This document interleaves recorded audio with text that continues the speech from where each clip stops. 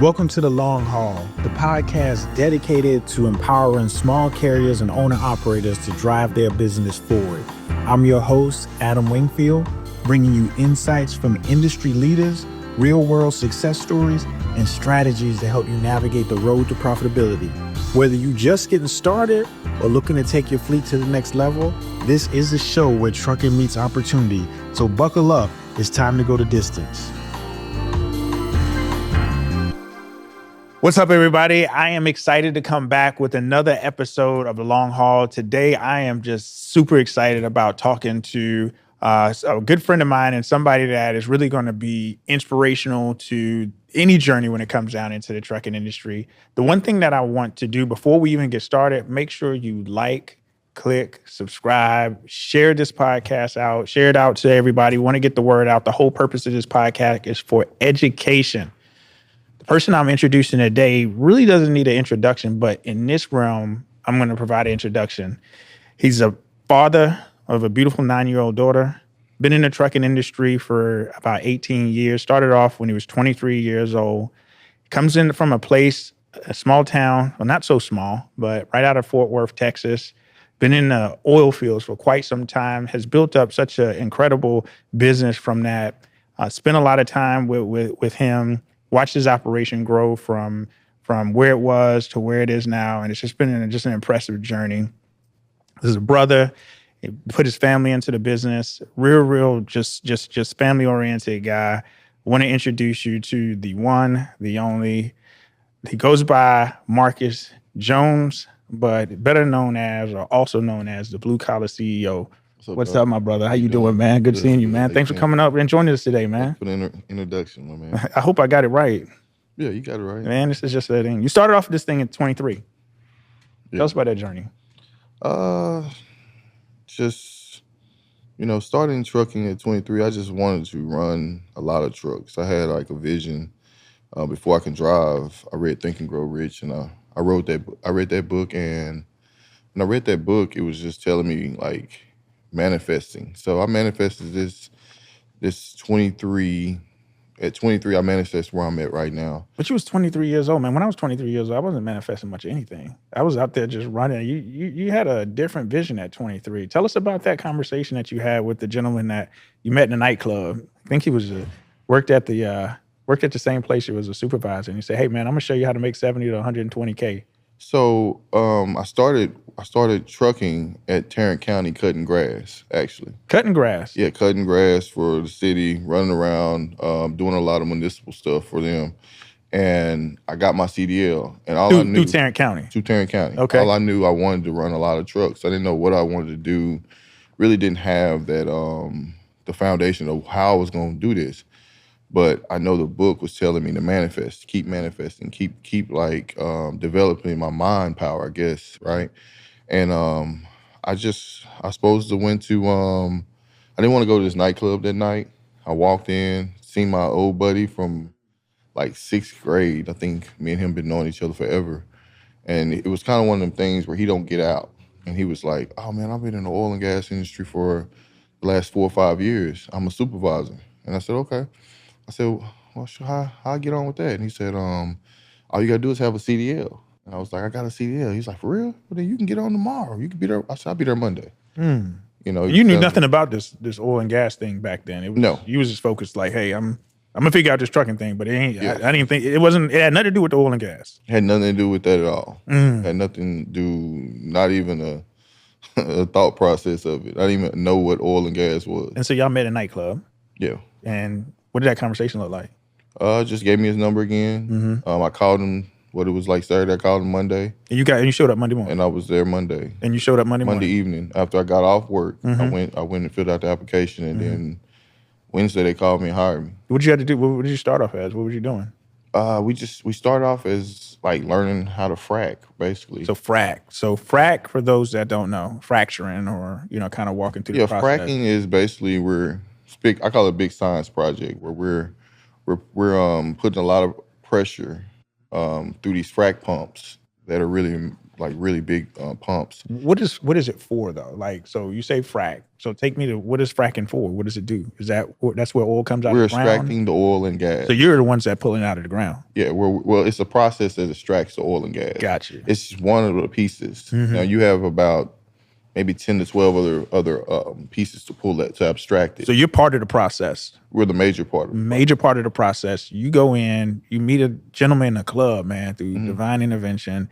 Well, old homeboy, yeah. Yeah, it wasn't one of those things that you wasn't planning on going out anyway. No. You're not you wasn't out there. He wasn't out there either. So, you read this book and say, hey, you know what? Manifest. And all of a sudden manifestation happened. Manifestation happened, and now you're on a frac site at what was that Wednesday you went through training?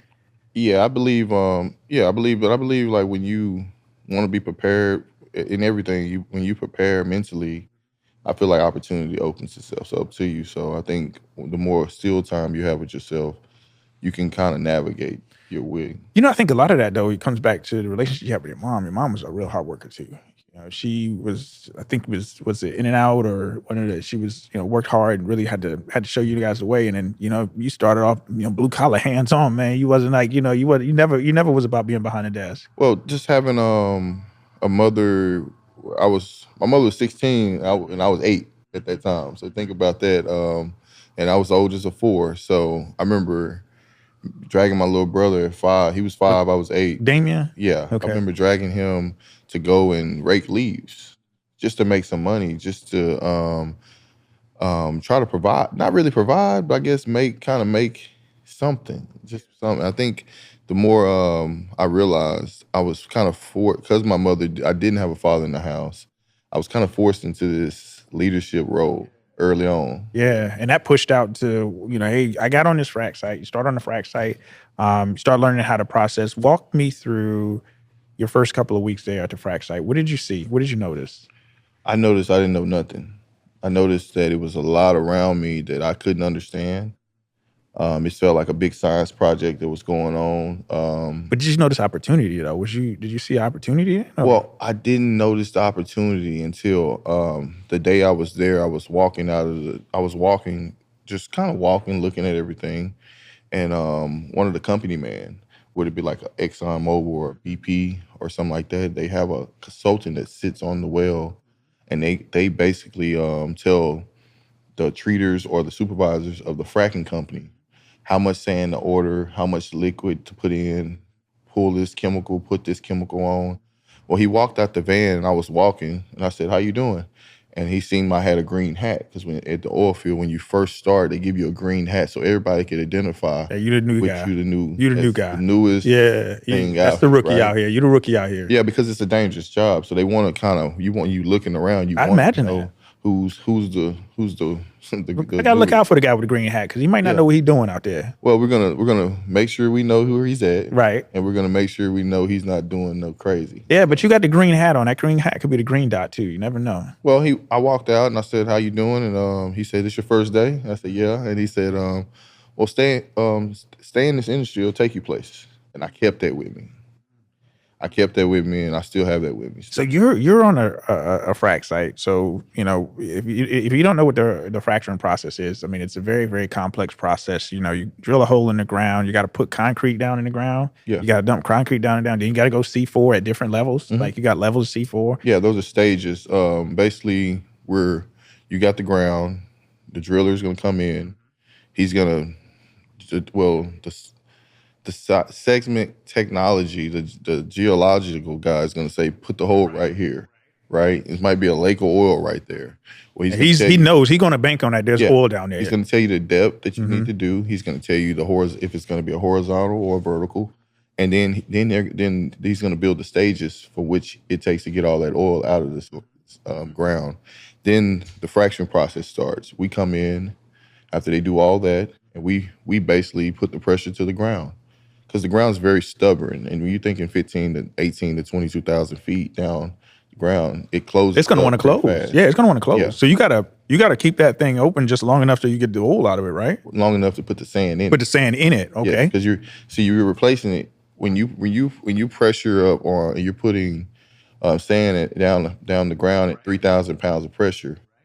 You're basically a rock is going in to push in the oil, push where the oil is, and that's going to keep the fracture open. So in order to make oil, you got to have sand. No, ain't no other way. No other way. And No did other you know that when you started in the business? Did you know that, hey, you know what, sand might be an opportunity? I didn't. So as I was working my way up in the oil field, I became a supervisor. So you working your way up. Tell me about it. You know, go from frac hand and you working through different stages. And I'm still a frac hand. Period. There's as a frac hand, there's different roles. Like I was just pumping gas, making sure the frac pumps didn't go out. That's a role. There's a blender where you blend the sand, the chemicals, and all the chemicals to push down the well. And then there's a hydration where the water has to filter at a certain level. Where there's a guy that has right there. Then it's the guy is a line boss where he works the line, the iron, making sure the well is open. And so and then there's the supervisor that sits in there with the consultant from the oil company that basically controls what we do. And you had the opportunity to see all of this in motion. You like looking at all this stuff going in motion. You had all these things moving in motion. It got to a point where you say, you know what? There's opportunity for trucking in this end. Where did that come up? Only way I really thought about the opportunity is we were horrible. Our frac group was horrible. The machinery were horrible. Pumps broke down all the time. So all I would see was truck drivers sitting on the lease road. The lease road would be the road that comes into the pad. So the road that's coming to the pad. Hey, this is where we got to drop the sand at. We got trucks lined up. And they would be there for days because we couldn't get a stage out the way. Wow. And they wouldn't be mad. And so I mean, if I'm sitting in a drive-in and I'm sitting days, it's gonna be a problem. Well, if you're in a drive-in, you probably at the truck stop. You're in the middle of nowhere, and these dudes they're not mad. They're sitting out there barbecuing. They're doing all this stuff, so I'm paying attention. And then when they are running, when we are actually finally doing what we're supposed to do, or we get better equipment, I see the same truck coming in. Same guys coming in. Probably smiling. 2, 3 loads, 4 loads happy a day. As you want to be. So I said, okay, that's something I don't know this over the road stuff. I don't know drive-in. So you didn't know trucking at all at that point because no. Really was. You got your CDL, but it wasn't like it was just okay. You know what? I don't know trucking at all. I don't know drive-in. I don't know. But I know I keep seeing this truck, and this dude happy because this dude ain't making no noise. So tell, did you have a conversation out there? I mean, yeah. So I went into the office and the counter receivables, and because I was kind of at that point I was a supervisor, and I can kind of get previous to some information or ask about information because I built those relationships in there. And she told me what they were making and how they were making it. So as soon as she told you what they were making. Yeah, she told me what they were doing an hour. How much were they making an hour? At that time it was like $150. $150 an hour. Yeah. You were making $150. And they were sitting out there and it wasn't no stoppage of the clock. So if they sat out there for 50 hours, they got to pay $150. $150 an hour. He was like, man, sign me up. Well, I just went and bought me a truck. So how much did you pay for your first truck? $20,000 at the auction. Did you know what you were doing though? No. You just went and bought a truck. I don't care what happened. I'm just gonna buy a truck. I'm just gonna buy it. Yeah, blew the engine into. What kind of truck was it? A Freightliner. What year? 04. Long hood? No, it was a Columbia. Oh wow, man! Columbia. Paid $20,000 for it. You just saved up the money. You just like, I went to Taylor and Martin. Oh, you went to an auction. I went to Taylor and Martin. And you wasn't playing. And I bought it, and that was. So you bought the truck. You was like, I have no idea what I'm doing. I just bought the truck. I don't know what I'm doing. How did you find work for that truck? So I bought the truck and I set it, and I knew because they were doing pneumatics at that time, so I knew I didn't have. Now I had to go buy a pump, so I found a pump for the truck. Yeah, for the truck and PTO and all that stuff. PTO, I put all that on there. You had to spend that. How much money you had to spend to do that? Though? At that point, the pumps were about $8,000 to $10,000. So you put $30,000 in this truck already? Yeah, I'm about 30 up. Bro, you put $30,000. Well, I'm a little bit more than 30 because once I bought the truck, I took it to get stuff done, and they didn't fix everything. So you went and got the who told you to get all this stuff on the truck anyway, man? Who told you to buy the pump and the PTO? No one really told me to do it. I've seen them doing it. He was like, I found out what they were doing, and I found out what I needed, right? The crazy thing about it is the guy that I bought the pump from, he's still one of my mentors to this day. So I met you meet those people that you need to meet too. So you got your first truck, $30,000 you paid for. You were doing pneumatics, which wasn't quite dropping sand in the ground, was it? Oh, you're actually blowing it out of a tank into a silo. Did you know about you know the process? Or you just watched it? Mm-mm. So hey, I'm gonna watch it. I'm gonna figure it out type guy. That's the thing about being young too. You was young. You was Yeah, 23 years old. being young, and you kind of and well, young and having your mind made up. I would say that. You know, and you went from that truck, right? You had that, and you blew the motor in like a couple of months. What happened after that, man? Did you just that would like kick some people out? Like, man, that's ain't for me. I done spent 30 grand on it. Another thing, when you have order and what you want to do, you know you plan to fail. You have to plan to fail, right? So before I left my job, I said I'm gonna make sure. What's the worst thing that could happen to me? The worst thing that could happen to me is I could go out there and fail and come back, and then go buy another truck, and then keep trying, right? Because I'm making really good money, right? But what's the worst thing that can happen? I could blow the engine. So I saved up the money for the engine before I left the job. So you got that. How much money did you make before the engine blew? I don't even think I made too much, bro. I think it blew in 2 months. Was you the driver? Or you had, so you was driving. You was going back into these sites. Was you like happy? Because I mean, you sitting there 150 hours. I an want hour. to be honest. I was driving and I didn't check my oil for a week. Wow, man. So it wasn't. But see, hey, man, you know you young. Be honest, You young, you man. doing none of that I stuff. didn't check my oil for a week, man. I didn't know the check. I didn't know nothing. You just man. happy as it can be. You got that didn't first know check nothing. from the energy company. You got the first check. Well, not from energy company, because after that, once I left fracking, I left. So there You was quit. Yeah, there was a place I had to quit. You just at. quit. Well, I didn't quit. I was I kind of like, I asked God, like, give me a sign. Like, and that's one of the things about me. I need signs to move. And he told me, and then so I hurt myself. I had a hernia, picking up some iron without my legs. I picked it up with my back and hurt myself. And that made me go sit down for like 3-4 months.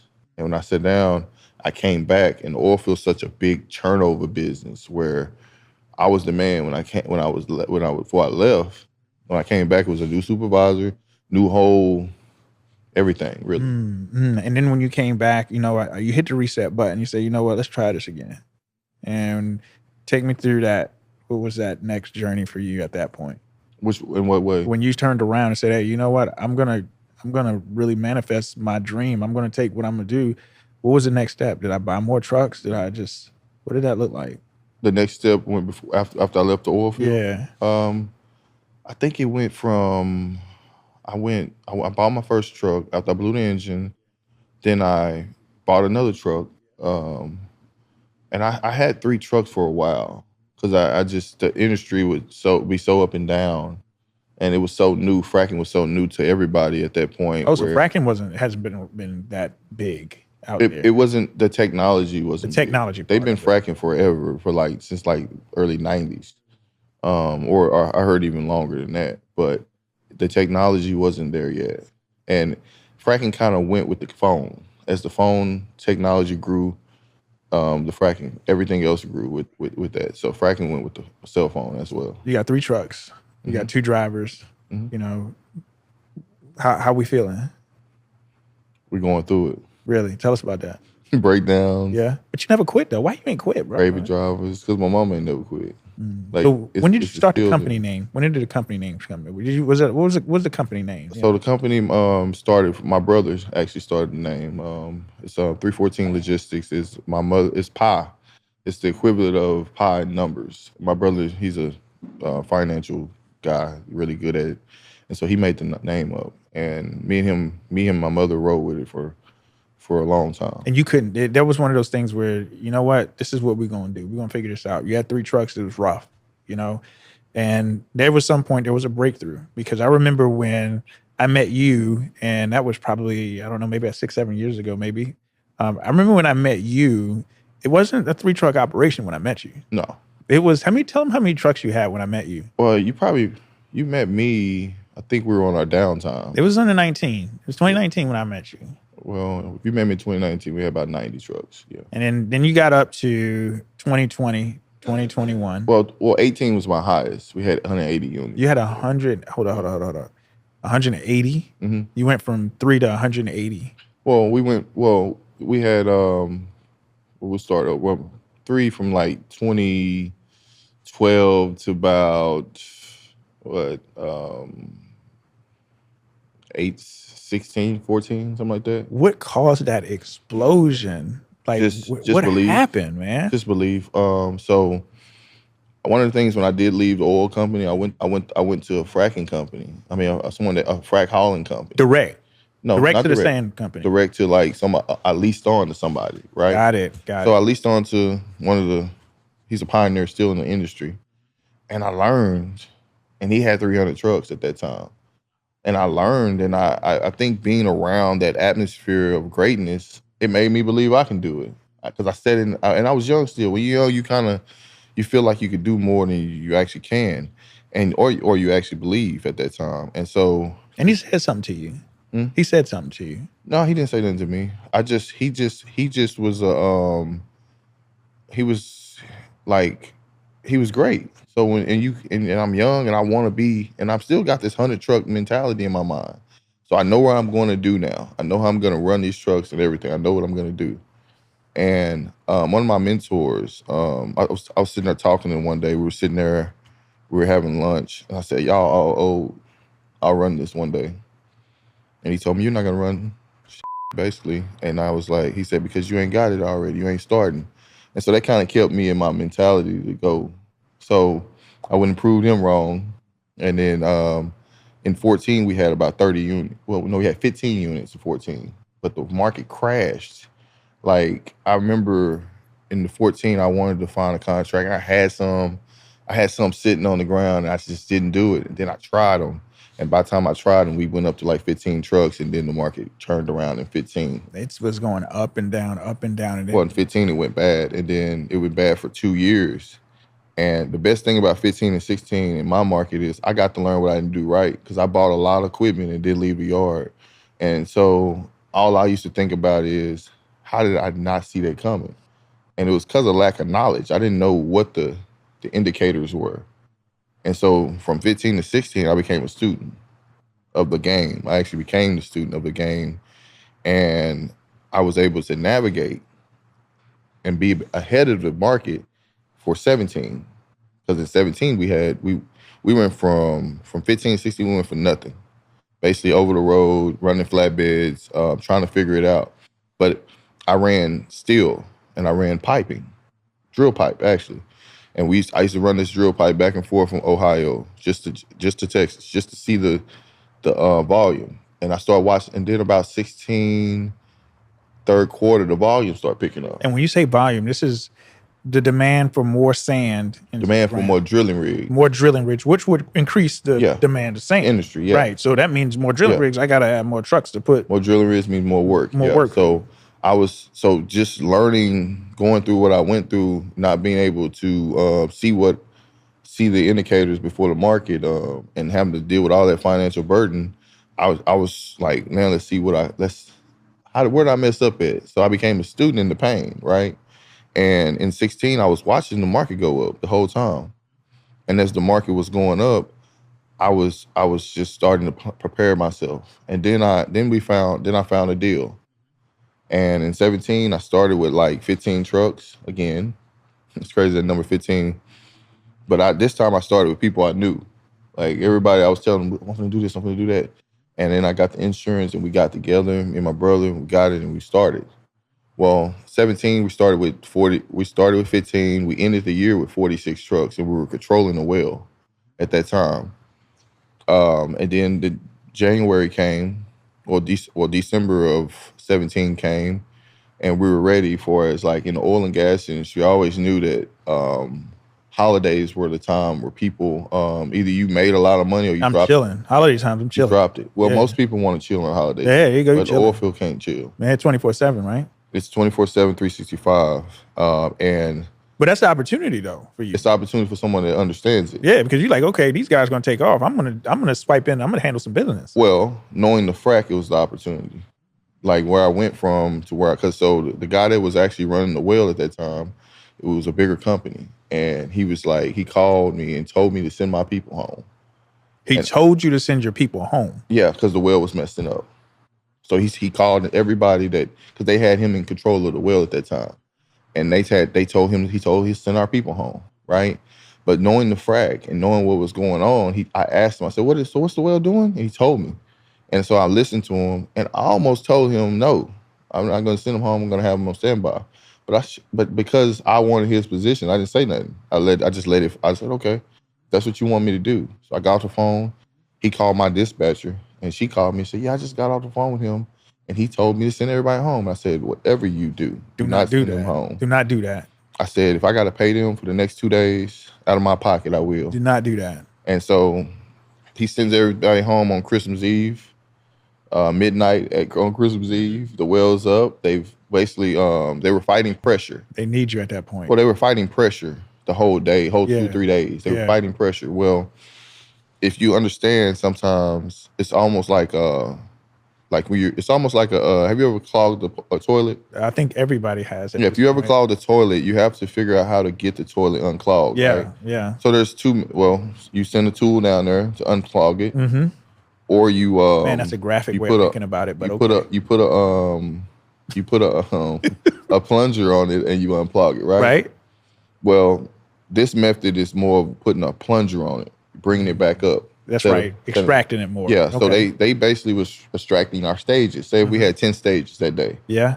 They basically extracted. Which I'm a little lost, but I know where we're going. It's time for us to. They basically pushed all 10 of our stages into a pit. Well, that night it took. I mean, it took when the next time they shot some sand down there, the pressure didn't go crazy. So that means the well. That means we're ready to go. We're ready to go. And so, boom. We're ready to go. Fracking crazy at midnight on Christmas and Day. everybody else is chilling. It was about to over send everybody 60 home. trucks there. I only had 8 at that time because I knew the frac. I didn't send my people home. Mm-hmm. We were the only way they even were able to keep stages going in the ground. And when you send people home on holidays, it ain't no getting them back fast. I mean, that's just human nature. You send me home on a holiday, it's gonna be well. You all to get me. Now I gotta compete with mama. Yeah, I gotta compete with wife, and I gotta compete with kids. We ain't doing that. So you're gonna have a lag of 7 to 10 days. Yeah. On most cases. So we had 8 trucks out there pushing. Man, we wasn't stopping at all. And the next business day, I'm in the office, and they gave me the well. And the thing is too. So you get the well, and I just want to think about a couple of things. When you talk about one truck and what one truck can do on a year in frac, what would be a reasonable number? I think reasonably a fracking truck, because of the consistency, will do 250 to 300,000. 300,000, but you're not putting 100,000 miles on a truck. How far is it on a frac site? Most wells run between 40 and 80 miles. So you're running 40, 80 miles. How many trips you doing a day? 2 to 3. So you're doing 2 to 3? I say 4. So you're doing 120 round trip? 240 maybe? Let's give it 100. Right now we're on a well. We're doing 55 miles one way. So, 55 miles, 110 round trip. So if you do 4 of those, you're going to do about 440 miles a day. 440 miles a day. And you running that, nonstop, 24/7. You had 180 trucks, man. Mm-hmm. At one point, yeah. Like, I'm pretty good at math. I know you are too. Mm-hmm. Like, that's a lot of money, man. It's a lot of money, but it's not. Tell me about it.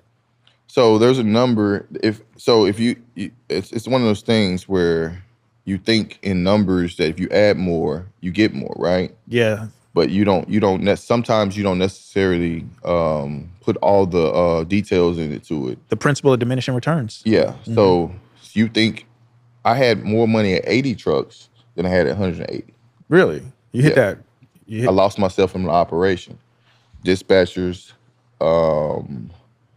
BOLs, safety issues. You would have owner-operators yeah. leased on, and they would have accidents and they would have accidents, or they would steal gas and wouldn't come back, or they would come on, man. Say they're going home and go somewhere else for 3-4 weeks and basically quit on you, which you have to cover that insurance. Oh my God. So when you start, and then you have dispatchers and you have maintenance and you have all these things that are, so I learned where my sweet spot was. Sweet spot was 80. Sweet spot was 80. I made way more money at 80 than I did at 100. I thought it was admirable too. When I first met you, you're one of the things that you're at a point where you had a conversation with one of your mentors, and your mentor basically said, "Man, you're gonna be next." He said, "You're gonna be that guy." And a couple of days went by, didn't talk to your mentor for a couple of days, and you got a phone call. It was a mentor that you was really, really close with. And really, the guy that you really kind of leaned on, called him old school. Yeah, well, Cali, yeah. Yeah. Well, Cali, he actually got to see me do everything he kind of pushed me to do. I tell people when like I didn't have a father figure, but so Cali kind of he seen me when I was out there. He seen how strong I was. He kind of took a liking to me and kind of he nudged me to that. He got to witness everything. He also got to tell me a lot of good stuff. And you live with a lot of that stuff because a lot of those things drive you today. And unfortunately, he passed away from an accident. Back in 21, 22. No, he died he died in 19. 19. Yeah, he died in 19. And that was a time. There was a lot of things going on between 19 and 21. The spot market went through changes in typical dry van freight. Long haul freight. But you also saw a lot of changes too. Well, my whole industry shut down in 20. Why? So when you start depleting energy from the use of consumerism, like people, everybody at home, everybody at home, you don't need my. So I don't need your sand either. You don't, well, it doesn't say you don't need it. It's just it messes the futures up. The futures are offset. You can't predict if there's going to be an NBA game for the next 3 or 4 months. So it stalls the futures. That was the first time in 2020 that landowners and oil companies had to give oil hauling companies a incentive to haul off their oil. They had to pay them to do it. That's crazy. Well, it just reset it. The thing that was interesting too. When I met you, you had a shop. You bought a shop. You've always been, and I'll say this public out, and one thing I'll say is that you're one of the smartest people I've ever met. And what I mean by that, and I don't just mean that because I know you, but you're so calculated. You know what I'm saying? And the things that you do, it's like you got a crystal ball. You bought a shop, not because you just wanted to buy a shop, but you bought a shop because you was like, man, maintenance is killing me. I'm telling you, I got something for you. Well, I had my own contract in 2018, and that summer we ran through so much money, and just maintenance repairs, just blown tires, just all over the place. Mm-hmm. Yeah. And I told my brother, I said, I got to figure this out, So we got a shop. I don't know if the shop was necessary. Oh, it was. It helped. It helped. The shop was very instrumental, but what I didn't understand was the shop. That's another business. So sometimes the shop was taken from the trucks, So, but it's all growth, man. That's what I realized in business. You have to make the mistakes to make the money. But you know what I loved about the fact that you had the shop though? It was more of a culture builder. Drivers come down, we kick it. We at the shop. You might have a repair, and drivers come kick it at the shop. You've always been a culture guy because I remember one of the things that you were really really good at is that you never had driver issues. And when I'm gonna be careful how I say that. I don't mean that you didn't have driver issues, but you ain't had no issues putting drivers in the trucks. No, never. No, not really. You didn't have to post an ad. Mm-mm. You just go to the truck stop and have conversations. Word of mouth, and then most of the time, like even right now, if I call one of my drivers, they have somebody they want to call. And that's crazy. So we get through that. You're rocking and rolling, man. You went from 80 to 180 trucks. I mean, you've got trucks all over the place. We're talking $30-40 million in revenue at some point. And you're like, you know what? I got to do something, man. And you said, I'm going to go out. I'm going to buy me some flatbeds and I'm going to get me some reefers because I got to figure this thing out. Well, the market shut up, made me do something. That sand fracking became nothing what you can do. So I'm going to have to put these trucks to pull something. Well, what we seen the market go bad. That was during COVID. Mm-hmm. During COVID. We seen the market go bad. Right. But then you saw the market on the COVID side go crazy too. We didn't have, literally, we had no choice. We had nothing to haul. Wow, you had nothing to haul. So he's like, you know what I'm gonna do? I'm gonna tell you when you get the weeks, when the weeks go from when them invoices come in strong, and then you don't see nothing come across. That's crazy. You had nothing to haul. So it was from a leadership standpoint, either sink or swim. And how many employees did you have going at that time? At that time, we had and you had a office full. I remember you had at dispatchers, least 30, 40 people. Yeah. And they were all looking at you like, hey, man. Well, it was either fire everybody or figure it out. And you was like, nah, I ain't going to fire everybody. No. You figured it out. That's almost quitting. That's quitting. That's not 314. That's not me. And then, so what you do? So we went over the road. We got in reefers. We did all that stuff. You was doing all right with reefers, aren't you? I didn't like none of that stuff. But it wasn't your thing. It wasn't a 55 miles and make, Yeah. How much you get paid for 55 miles? Just Shoot, it depends on what market. Right now the 55 are like $400 to $500. And then you also had the thing that I thought was unique too, and you talked about it earlier. We talked about pneumatics, but you figured out a different way to use pneumatics. He's like, man, what's that stuff that you use to drink water out of? Plastic. So we haul plastic too. Okay, you put the pellets. Not the bottle. You haul like the real the little small plastic pellets for Coca-Cola, Amcor, who else? And Niagara, I believe. But the thing is that you said earlier, like you didn't know trucking, but one thing that you did know, you knew how to have relationships and you knew how to talk to people and you knew that, there's an opportunity. So in the world did you go from not knowing trucking? Because if you don't know this, plastic is very, very, pays very well. Oh, it pays real well. It pays very well. Good. So if you're hauling plastic, because pneumatic trailers ain't cheap. Yeah, the vac pneumatics ain't cheap at all. No, they're not cheap. So you went and you got into this.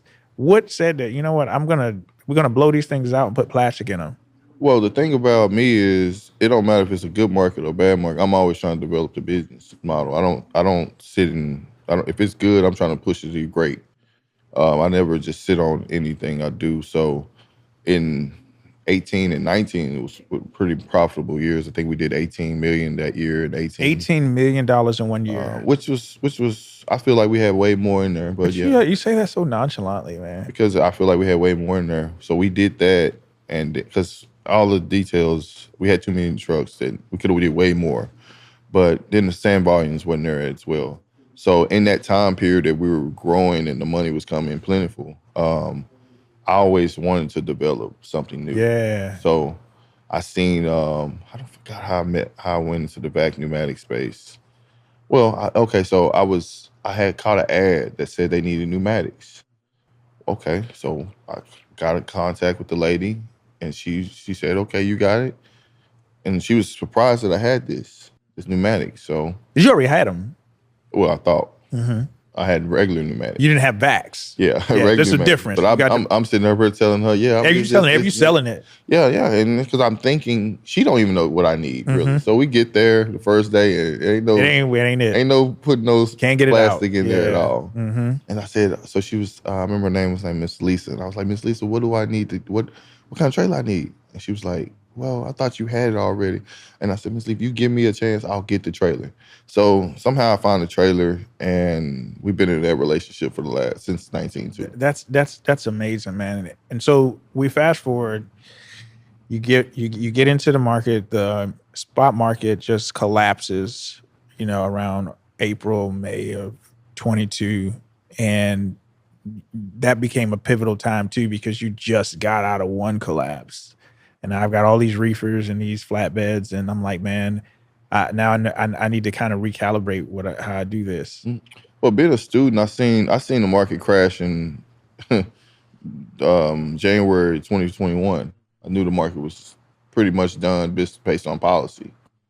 When Biden got in office, he closed the Keystone pipeline, and then he shut off federal drilling. So. And that impacted you. Well, it impacts everything. Yeah, because obviously you don't have the drilling. So now, instead of having trucks up here, I'm going to find the next well that I can put trucks on, and I'm going to take some of your capacity out.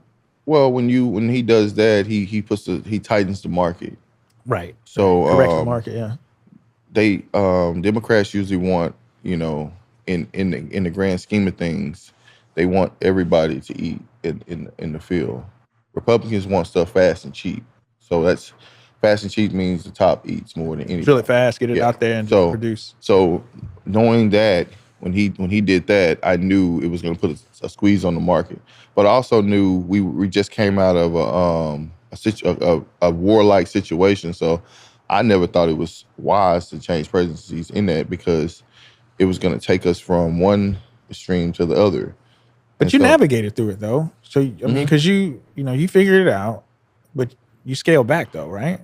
I had to hurry up. I call it getting out of a burning house before everybody else know. So the whole market doesn't know when Biden gets in and does that. Those things in January. I know it because I'm a student. I know I don't have that much time. So where I'm seeing people that don't really understand trucking happy and buying stuff, I know doom is coming. So I'm selling trailers, Yeah. I'm moving reefers, I'm moving out of it before everybody else know it ain't good. You had equipment everywhere, and you was like, "Nah, this gotta go. This gotta go. There's something's coming." Like I gotta Well, I just know it's coming. So it's when you're a student, you understand it. It's the same gravy warmed over. It's never really different. Never any different. It's either one side or the other. So once you learn how to be a student of the game, then the game doesn't you don't necessarily get rattled. Like right now, I'm not rattled of what's gonna happen. I'm still purchasing trucks, and I'm actually more aggressive than I've been in a long time. So let's talk about that a little bit. Let's move to that. So, and this is for the folks that are listening, owner operators, drivers that are listening right now. They're hearing what you're saying. They're like, you know what? He might be on to something. So you mean to tell me I don't have to put as many miles on my truck? I'll be on a frac site. So, it's pretty much just kind of wait till it's my turn, get dumped and then go. I might get a chance to barbecue or something like that while I'm waiting. Hopefully not. Yeah. But if I'm an owner operator, if I'm a driver and I want to start this thing, what is the first thing? What kind of truck do I need to get? I would tell everybody to get a truck that has good fuel mileage for one. I would stay away from Volvos because the simple fact is you got some people that love Volvos. Yeah, and I'll tell you why that they don't work in West Texas. The mechanics really can't work on them. Most Volvo and Max, most Volvos and Max are really dealership items, and their Volvos are not made. It's a certain mechanic that has to touch it. Because it's a Volvo engine in the most part. Yeah, it's a foreign engine for most. Same thing with pack cars, right? Yeah. Okay. Well, pack cars a little bit. Yeah. Same thing, but kind of they can touch the pack car better than a Volvo. Volvo, some of the air hoses are different. Everything's totally different on a Volvo. Got you. So I stay away from Volvo, stay away from Mac. I go to an auction. Do I go to a dealership? I think, yeah. What kind of truck do I need? Well, you need a Freightliner or a Peterbilt. Preferably an IX-15 Cummins. Why you like that 15 liter? Just because they're just more durable. Okay. Or than the DD15s. Because it's really sandy out there. Yeah, they're more durable. They're more durable and they're less complex. Okay. So I go out to buy a truck. Right? I 40, 50 grand. I buy a truck. What's the next step? The next step is, getting with me. Or and then we're getting you in the onboarding system and getting you out there. Or if that's hey, if they want to get involved into it, they can hey, this is the next step. You got to lease on to a company that provides transport service for a frac site, right? Yeah. So I would tell you if you're seeing this podcast, go to bluecollaraccelerator.com, and what we'll do is we'll help you navigate through the whole process. Yeah. So your whole goal, man, is to have strategic pieces. You're a chess player. Notice that you don't play checkers. You said you want to buy equipment right now. Yeah, I am buying equipment. You hell bent on that. You ain't playing no games. You're like, man, why? Why you want to buy equipment? I've bought probably now? 20 trucks in the last 8 months. Why? Because Warren Buffett says when everybody's greedy, you get scared. When they're greedy, you get greedy. Well, when they're scared, you get greedy. Yeah. Yes. They scared right now. And they've been scared for about a year and a half. And you've been greedy because you've been buying trucks lately. I've been buying a lot of equipment. And you've got a lot of opportunity. You got work too. Yes. And the thing about that is too, so when you think about that and you look at, you talked about some geopolitical stuff, obviously that, not to harp on politics, but politics is policy and policy is driven by energy and all that good stuff. So you're like, hey, you know what? I got a good feeling about what I'm getting ready to do. I don't think I had a good feeling. I think being a student, I go all the way back to student. So what I looked at in 2023, there were a lot of oil and gas acquisitions. So I watched the rich buy it cheap. And so, I mean, if you want to be rich, you got to do what they do. So I watched them in the back end of fourth quarter just start buying up stuff in 2023. I watched their acquisitions go all the way into the second quarter and then just completely stop.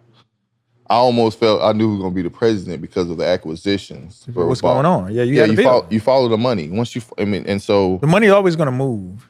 and it's always gonna tell the story. It's going to tell where it's going to. It can't lie to you. It people can, but the money can't, right? And so once I seen that those first 3 quarters, fourth quarter 23, first 2024, and those 2 quarters, I just got aggressive because I understood it. Maybe I'm a little early. I'm real early in the grand scheme of things, but not in somebody that understands the business. I'm actually playing it like I need to play it. What's your long-term goal, man? You talked about you're a driven person. You know, when you were 23, you were big on manifestation. You were big on think and grow rich. You know, is it 1,000 trucks? Is it 2,000 trucks? Is it 3,000 trucks? What's your long-term goal, man? I don't have a number on trucks long term. I just want to be effective. What does that look like? Just helping those that I can navigate through the oil field, giving them experiences. You were real passionate about that. I remember back a couple of years ago, you was like hell bent on that. Like you was like, man, people got to understand what's going on out here, man. People need to know that there's opportunity out here. So you see there's a huge opportunity out there. But you got people, and there was a tweet. I don't know if folks can see it right now, but there was a tweet that was like, the oil field tears the trucks up, ain't no money out there. What do you think about that? Give it the wrong people, there's no money. They will tear your trucks up if you've got the wrong driver. There is situations where the lease road will, the pros and cons are you're not on the pavement. On the main road, you off road. Yeah. So where we make more, you have to be strategic and save because you're going to have a little bit more maintenance. What are the common things that come out of that? Like, talk us through. Is it, what's the common things are tires, airlines. Yeah. Those are, things because you're in dirt. You're in the dirt. Once you get in the dirt, you got airlines, brakes, and tires are going to be your most common things. So if you're out there, you got your team out there, they keeping spare airlines, spare hoses, they're keeping. I think it's just doing pre-trips, doing the right pre-trips. They're really big on pre-trips over there with you. You have to be. You're big on all of that, like from process guy, because one of the things that I think is one of your strongest points is that you understand the process and you don't like waver from that. If that's what you're doing. If you eat 9 eggs a day, you're going to eat 9 eggs a day. We can't. You can't waver from it because you won't get the result. So I think we have our safety driver in the morning gets up. We have a whip around process. He gets in that. When you take the videos of the pre-trip inspection. Yeah, then we have a guy that goes and monitors the whip around. Mm-hmm. Then we have a guy that goes to the wells to make sure that the well is being managed from a driver standpoint, from a coordinator standpoint. We're also coordinating where we're actually running the wells in March.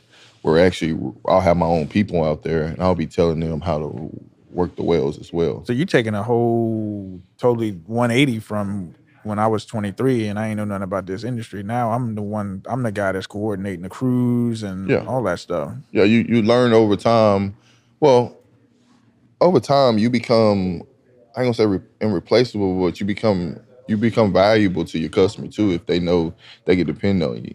My customer, I probably have millions of loads I've done with this one customer. And when you talk about millions of loads, I don't think people understand. And I remember this is a number that used to blow my mind when you used to tell me about it, was the amount of pounds of sand that you put in the ground at a certain period. Yeah, we probably in the last quarter put like 700 million pounds of ground. 700 million pounds of sand. And you're paid by the pound or a ton. You're paid by the ton. Yeah, so you're talking about 700 million. I don't want to do that. That's in 3 months we did that. I can show you on my phone. No, that's okay. I believe you. 700 million pounds. That's light though in a lot of worlds. Okay. Because see, you got to understand something. Okay. My counterparts and colleagues are way bigger than me. So, there's some big outfits. So I look at it as that's light. There's some big outfits out there, and I should have moved $1 billion. And you think about that too, man. We could be going into an even bigger time for you because the whole concept of this administration that we're in now is drill. And you just in the last 2 weeks, for about 24 months you had no drilling activity and growth. Last 2 weeks you have, and I'm saying 2 weeks. Friday will be the third week. You've already had 10 drilling rigs. So you watch that. Yeah. How frequently you watch that? Every Friday. So you like, man, I want to see the drilling rigs. Yeah. Because when you see drilling rigs, doesn't mean that you're going to buy something. Well, it indicates where the market's going. It indicates the numbers don't lie. They could tell you on the news that fracking's not going to do nothing this year.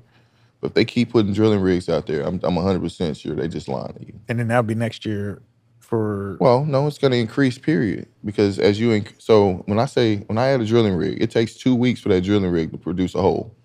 So if I just told you we added 10 in the last 2 weeks, there's been 10 holes been produced. And then in the next 10 days, there will be another 20 holes produced. So let me ask you this question. You got what's the life expectancy? I guess that's the word you use, the life expectancy, which is probably another term. How long is a frac site open before it shuts down and you go to a dip? Does it stay open? Is it like a continuous cycle of oil coming out of the ground, or is it a point? Some of them things pump for years, 50, really? 60 years, some of them. 50? Yeah, I've heard. If you drive in West Texas right now, there's these real old rusty pumps that don't look like none of the new ones in technology, and they'll still be going up and down. And they haven't got to them yet. Those are verticals. Those are usually vertical wells where they're probably about 5,000 to 10,000 or right there in the ground. They ain't even went in and hooked it yet. Is this your calling? It's something I love doing. Is your purpose? I'm purposed, yeah. Why do you think it's your purpose? Because I show people that you can come from a single parent mother.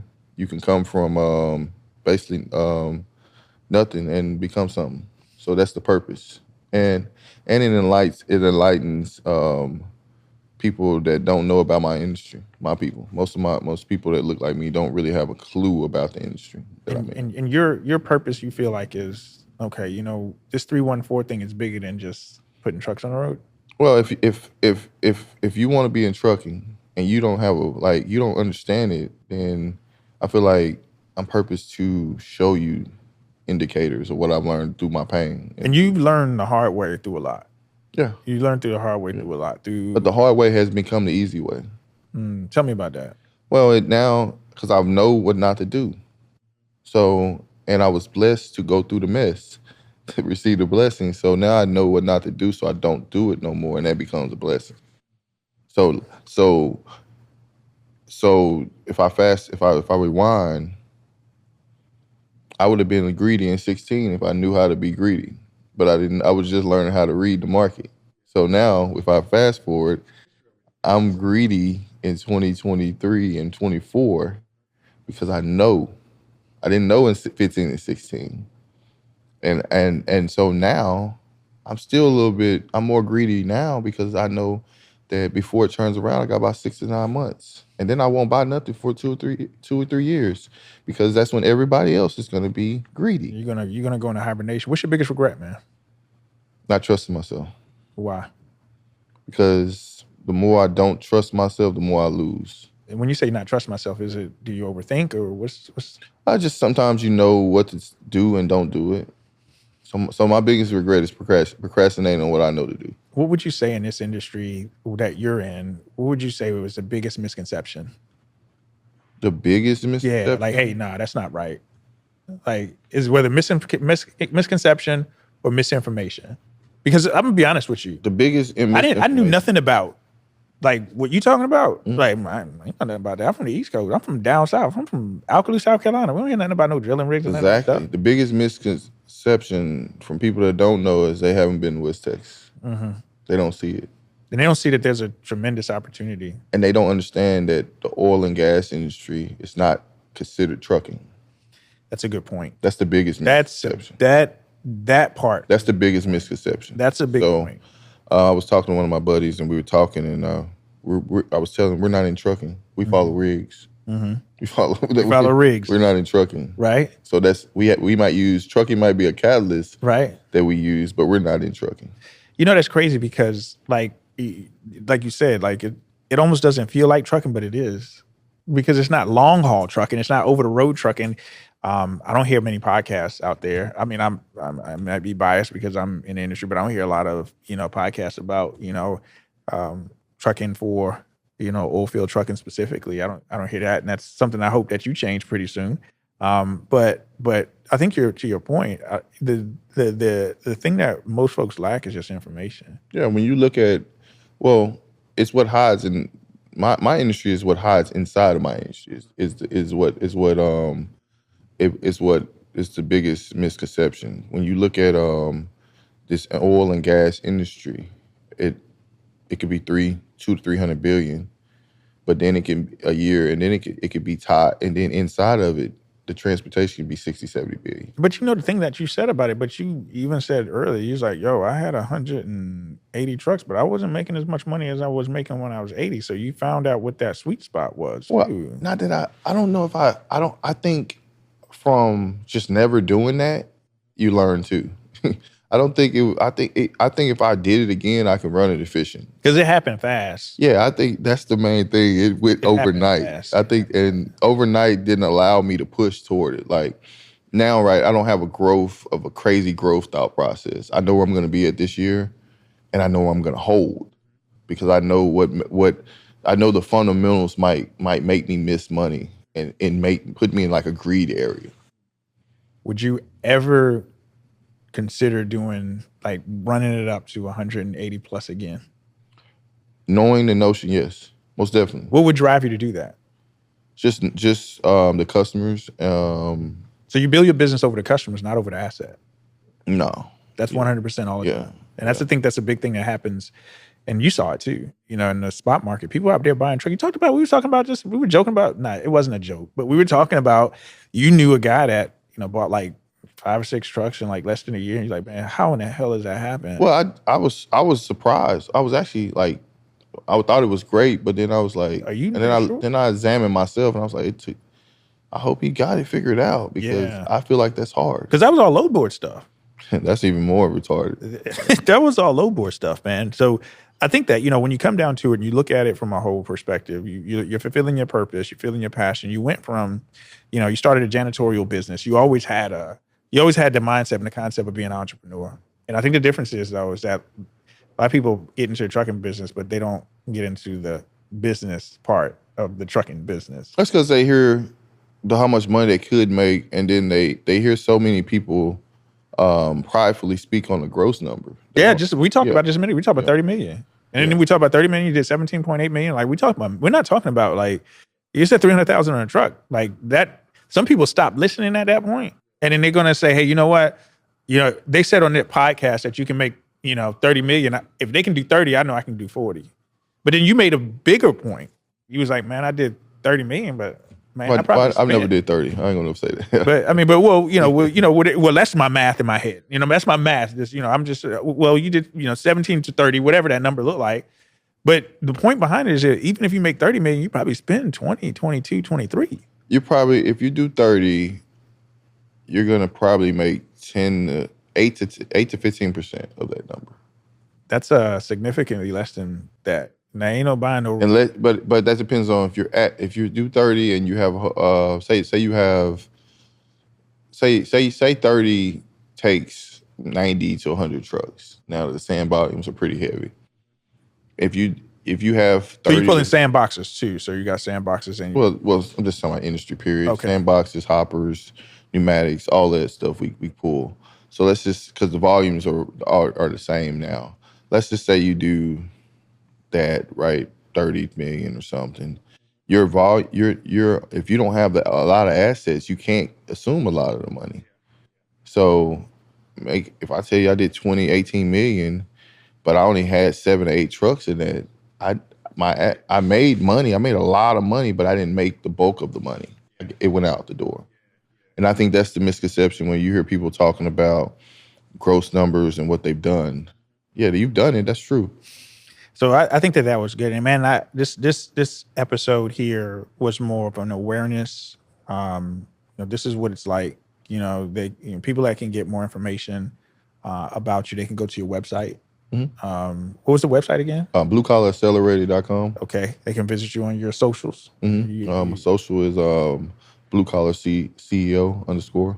And you've done a phenomenal job of just really getting out into the public eye more, because when I met you, you was like, I don't do that social media stuff. It's a lot. You said it. A lot of people out there in Texas, they don't do social media like that. Well, we're different in Texas. I know. It ain't that we It's just different culture. I remember when I first met you, you was like, you from Fort Worth. I was like, yeah, you from Dallas? She's like, nah, I ain't from Dallas. From Fort Worth. You left from Fort Worth. I was like, yeah, it's a different culture where we from. It tends to Texas is more of a show me than talk about stuff. Everything's more shown. If you got money in Texas, we know it. If you can't fake Texas. Yeah, I can see that. Can't pump fake Texas at all. Now, I always end my episodes this way. And the way I end the episode is I'm going to give you like a short phrase, maybe a 1-2 word phrase. And you only allowed to say one word in response to it. Okay. So it's fun. I like to have fun with it. So I'm going to give you 3 different phrases and you can only give me one word. Okay. Ready? All right. Dallas Cowboys. 60 million a year. That was you. Do more. Sorry, you want to give me on my team? All right. Rebuild. All right. Ford versus Chevy. Ford. Series 60 Detroit. What do you mean? When that's the first thing that comes to mind. Detroit Series 60. Best engine ever. One word, man. Unstoppable. There we go. Man, Marcus, this has been this has been, I can agree with that. You can shoot a 60 engine and it'll keep going. The same 60 I rebuilt whatever years ago is still pumping. I pulled it out of that truck because that truck got old and put it in another truck. And it's still running. Like a sewing machine. Yeah. Man, it's been incredible, man. I appreciate you coming out to the studio, really filming. And this just kind of talks about, the type of person that you are. You want to make sure to get this out there to the people, and you're really, really intentional about doing that. So I appreciate you taking your time coming out here and flying out to do that. Folks, again, like, share, subscribe. Our goal is to provide nothing but information that's tangible to you. We want to make sure that you're successful, but we also want you to have options. So we want to introduce you to something different today. I took the time out to really kind of just step back and just be in the passenger seat to listen during the long haul. I was joined today by Mr. Marcus Jones from Fort Worth, Texas, 314 Logistics, gave the information. Make sure that you reach out to him and connect with him. Marcus, it's been a pleasure, my brother. I appreciate you. Appreciate you, my man. And looking forward to doing this again. All right, thank you.